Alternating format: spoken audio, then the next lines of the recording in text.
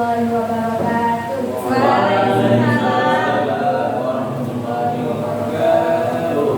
Bagaimana kabarnya?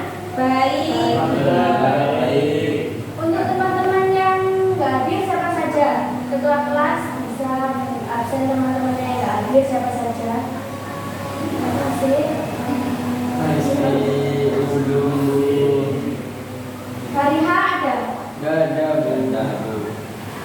Di sini saya ingin menjelaskan sejarah singkat tentang dinasti atau Daulah Abbasiyah.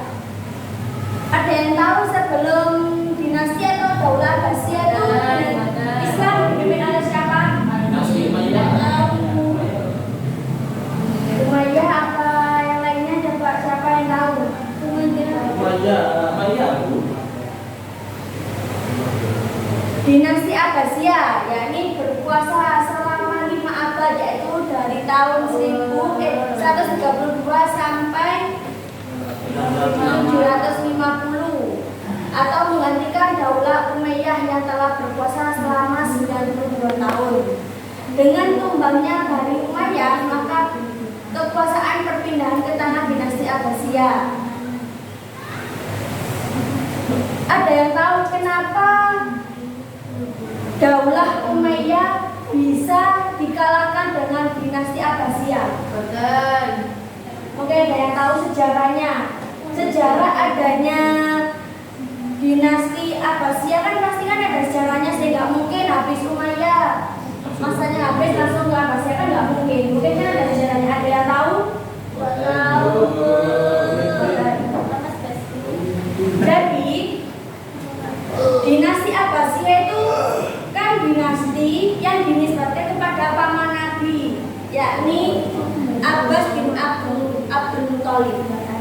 Jadi dulu aslinya Daulah Umayyah itu kan daulah yang habis setelah Sayyidina Ali kan. Nah, Sayyidina Ali kan dipropaganda difanatiki oleh namanya golongan Syiah.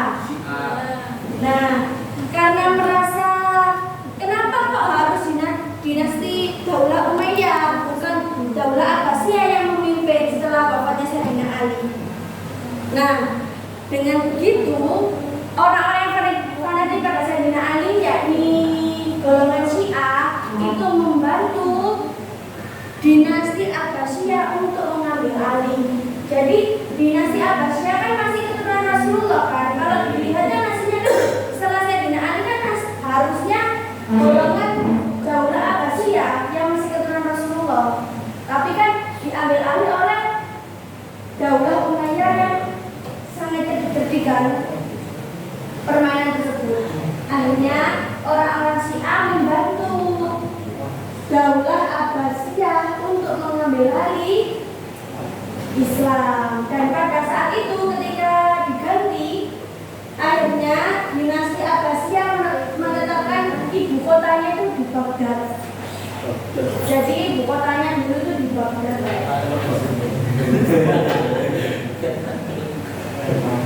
Dan pada kan dinasti Abbasiyah kan jaya-jayanya Islam sih.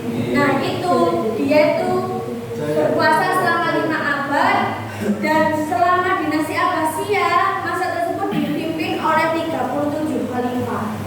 Siapa saja? Di sini dijelaskan. Nah, khalifah besar yang ada pada masa dinasti Abbasiyah, salah satunya Abu Abbas As-Saffa, Abu Ja'far Al-Mansur, Harun Ar-Rasyid, Al-Ma'mun, Al-Mutazin, dan Al-Wasi. Mereka adalah para khalifah yang telah menghantarkan ke puncak masa jaya dan keemasan Daulah dinasti Abbasiyah. Setelah itu hampir tidak ada khalifah yang besar lagi. Hal ini dikarenakan mereka lebih banyak disibukkan dengan hal duniawi dan saling berebut kekuasaan. Maksudnya di sini kan tidak kan pertama kan banyak sih 37, tapi yang besar itu cuma nama-nama ini. Nah, kemunduran dinasti Abbasiyah itu karena apa? Mereka kan dinasti Abbasiyah itu bukan, mereka tidak memperluas negara Islam, bukan. Akan tetapi tujuan mereka itu menjadikan cerdik semua pada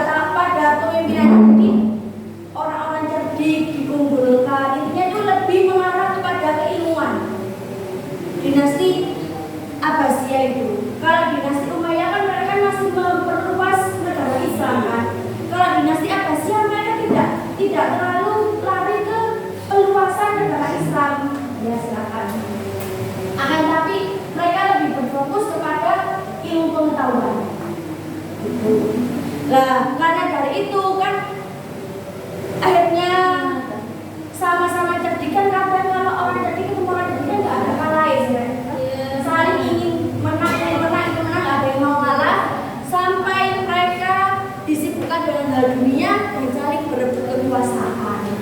Itu yang membuat kehancuran dinasti Abbasiyah.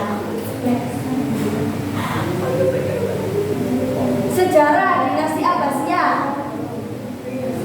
Selama berkuasa dinasti Abbasiyah mengalami masa kejayaannya, mulai dari berdirinya hingga sampai pada masa pemerintahan Khalifah Al-Wasith Billah tahun 232 Hijriah atau 879 Masehi. Masa tersebut merupakan masa yang gemilang, bahkan dapat dikatakan masa keemasan dan kejayaan bagi umat Islam. Hampir di segala bidang, terutama bidang keilmuan, dan menjadi pusat peradaban dunia. Kenapa kok yang paling besar itu di Al-Wasith Billah? Kan ini dijelaskan sih kalau dinasti Abbasiyah itu mereka condong pada bidang keilmuan dan menjalin pusat peradaban dunia. Kenapa kok dikatakan menjalin pusat peradaban dunia? Kan ibu kota Bani Abbasiyah kan ditaruh di Baghdad. Yang mana dinasti Abbasiyah itu memperbolehkan orang-orang yang non-Islam, dalam artian dari Persia atau dari apa saja ya, banyak pokoknya itu bisa masuk ke Baghdad tersebut.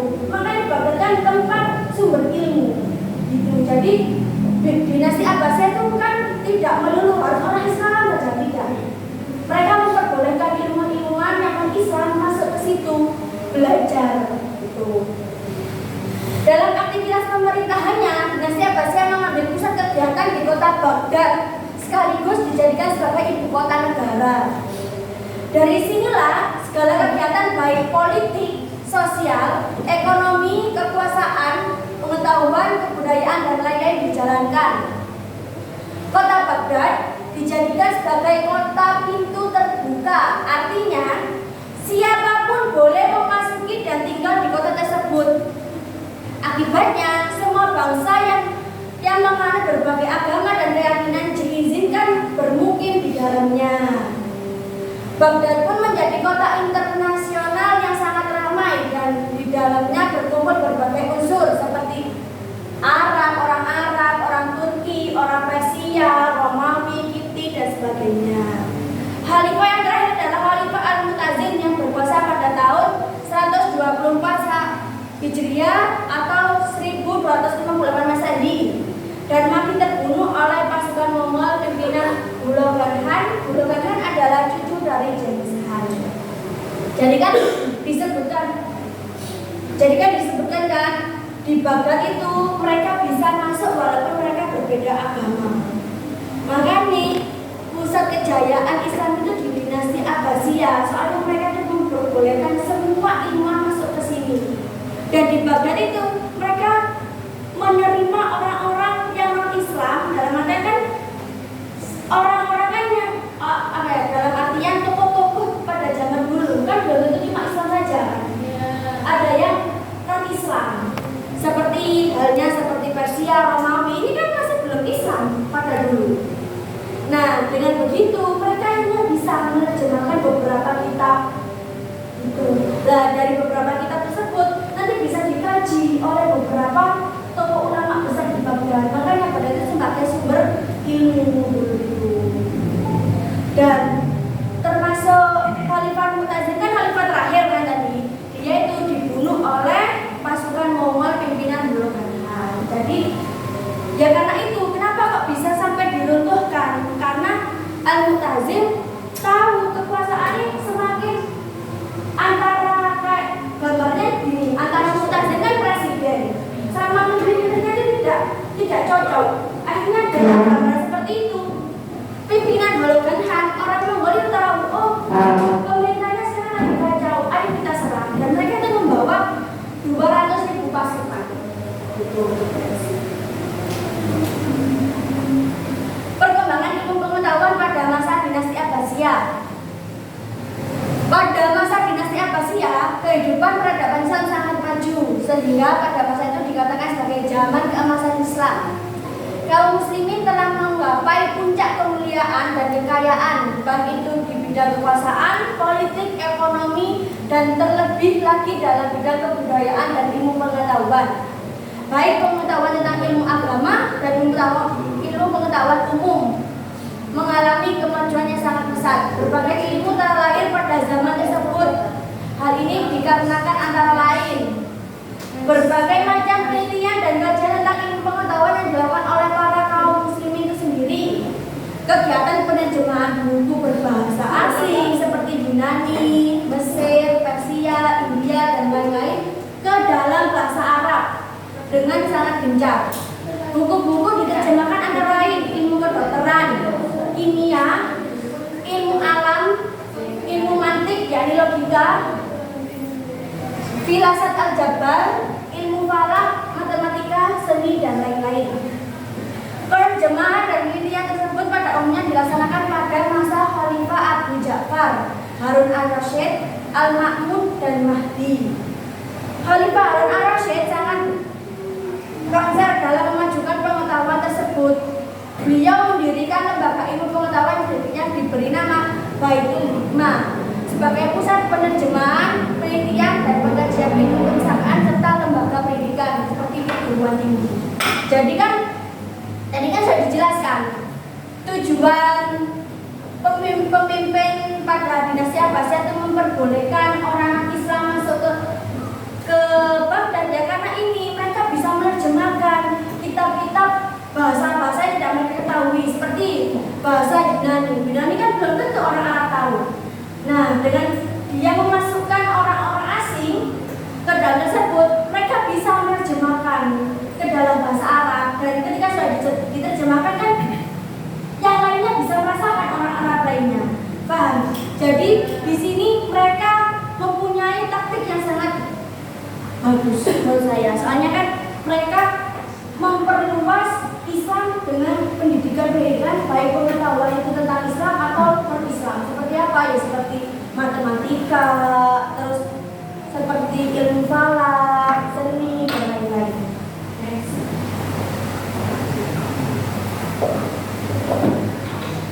Para khalifah dalam memandang ilmu pengetahuan sangat menghargai dan memuliakannya. Oleh karena itu, mereka membuka peluang seluas-luasnya terhadap pengembangan ilmu pengetahuan kepada seluruh mahasiswa baik dari kalangan Islam maupun kalangan lainnya. Para khalifah sendiri pada umumnya seorang ulama yang mencintai ilmu, menghormati sarjana dan para pujangga. Kebebasan berpikir sangat dijunjung tinggi. Para sarjana yakni ulama dibebaskan untuk beristihad, mengembangkan daya intelektualnya dan bebas dari belenggu taklid. Hal ini menjadikan ilmu pengetahuan umum atau agama berkembang sangat tinggi sebagai bukti antara lain dibentuk kelompok ulama yang anggotanya terdiri dari berbagai negara dan berbagai agama yang bertugas menerjemahkan, membahas, dan menyusun sisa-sisa kebudayaan kuno, sehingga pada masa itu muncullah tokoh-tokoh muslim yang menyebarluaskan agama Islam dan menghasilkan karya-karya besar. Didirikanlah Baitul Hikmah sebagai pusat penerjemahan, penelitian, dan pengkajian ilmu pengetahuan baik agama maupun umum. Didirikan Munazarat, yaitu suatu tempat berkumpulnya para sarjana muslim untuk membahas ilmu pengetahuan. Para sarjana muslim diberi kebebasan berpikir atas ilmu pengetahuan tersebut. Terus next. Hasil perkembangan ilmu pengetahuan Islam pada masa dinasti Abbasiyah. Salah satunya ilmu hadis. Ilmu hadis adalah ilmu yang mempelajari tentang hadis dari sunnah, parawinya, isi, dan lain-lain. Pada masa itu bermuncullah ahli-ahli hadis yang besar dan terkenal beserta hasil karyanya antara lain Imam Bukhari yang lahir di Bukhara di Baghdad. Kitabnya yang termasuk adalah kitabnya yang masyhur adalah Al-Jami'us Shahih dan terkenal dengan Sahih Bukhari. Yang kedua, Imam Muslim yang wafat tahun 216 Hijriah di Naisabur. Kitabnya Jami'us dan terkenal dengan Sahih Muslim. Yang ketiga, Abu Dawud dengan kitab hadisnya berjudul Sunan Abu Dawud. Yang keempat, Ibnu Majah dengan kitab hadisnya Sunan Ibnu Majah. Yang kelima At-Tirmidzi sebagai kitab Sunan At-Tirmidzi. Jadi salah satunya ilmunya didapatkan pada kepemimpinan Bani Abbasiyah, yakni tentang ilmu hadis pertama. Next. Yang kedua ilmu tafsir. Ilmu tafsir ini yakni adalah ilmu yang dasar tentang makna atau kandungan ayat Al-Quran, sebab-sebab turunnya ayat Al-Quran, asal-usulnya, hukumnya, dan lain-lain. Ada pun ahli tafsir yang termasyhur ketika itu antara lain Abu Jarir At-Tabari dengan tafsiran Al-Qur'anul Azim sebanyak 30 juz. Yang kedua Abu Muslim Muhammad bin Bahar Isfahani, yakni Mu'tazilah, tafsir berjumlah 14 jilid. Terus yang ketiga ilmu fikih yang berkembang.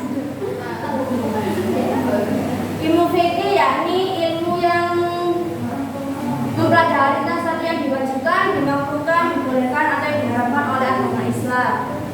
Yang keempat, ilmu tentang ilmu filsafat Islam. Next.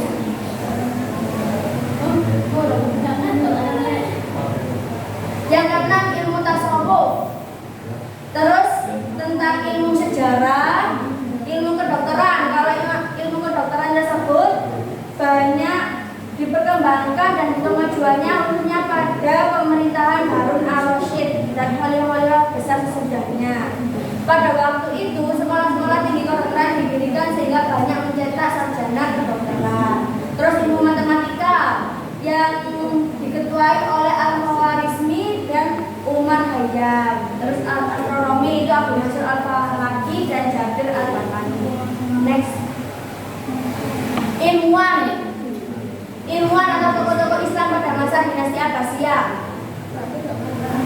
Ilmu filsafat itu meliputi Al-Hindi, Al-Farabi, Ibnu Sina, Ibnu Rushd dan ahli kedokteran juga ada Ibnu Sina. Terus ahli sejarah Ibnu Qutaibah, ahli fikih tidak asing bagi kita yakni Imam Abu Hanifah, Imam Malik bin Anas, Imam Syafi'i dan Imam Hambali. Untuk ahli tasawuf yakni Rabi'ah Adawiyah, Abu Hamid bin Muhammad bin Ahmad Ghazali. Yang ketiga Abdul Farid